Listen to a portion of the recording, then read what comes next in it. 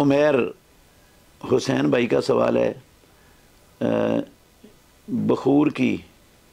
ٹکی جو حرم میں بھی جلائی جاتی ہے خوشبو کے لیے، یہ یہودیوں کا طرز عمل تھا کیا یہ ٹکیا جلانا قرآن و حدیث سے ثابت ہے؟ کوئی حرج نہیں ہے۔ یہ بخور کی ٹکیا یا بخور کی لکڑی یا اس طرح کی کوئی بھی چیز ہے جس سے ماحول معطر ہوتا ہے، اس میں خوشبو پھیلتی ہے، وہ درست ہے، وہ استعمال کی جا سکتی ہے۔ امام الانبیاء محمد الرسول اللہ صلی اللہ علیہ وسلم کا فرمان ہے، سنن ابو داود میں صحیح سند کے ساتھ، آپ نے فرمایا امرا، حدیث ہے، امرا رسول اللہ صلی اللہ علیہ وسلم ببناء المساجد فی الدور وان تطیب وتنظف۔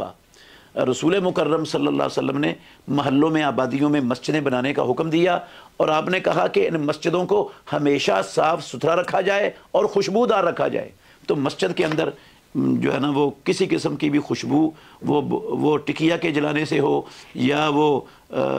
لکڑی کے جلانے سے ہو، یا وہ کسی پاؤڈر کو جلانے سے ہو، کسی بھی طریقے سے ہو، اس میں شرعی طور پر کوئی قباحت نہیں ہے۔ مسجد کو جس طریقے سے بھی خوشبودار رکھا جائے وہ خوشبودار رکھنا مطلوب ہے اسلام میں مومن سے، تو وہ اس لیے اس میں کوئی حرج نہیں ہے۔ اور یہ کہنا کہ یہ یہودیوں کا طریقہ تھا، یہودی ایسا کرتے تھے، ایسا میں نے نہ قرآن میں کہیں پڑھا ہے اور نہ پیارے پیغمبر کی سنت اور حدیث میں کہیں پڑھا ہے کہ یہودیوں کے ہاں کوئی ایسا عمل تھا عہد رسالت میں یا عہد صحابہ میں نے ایسا کہیں نہیں پڑھا۔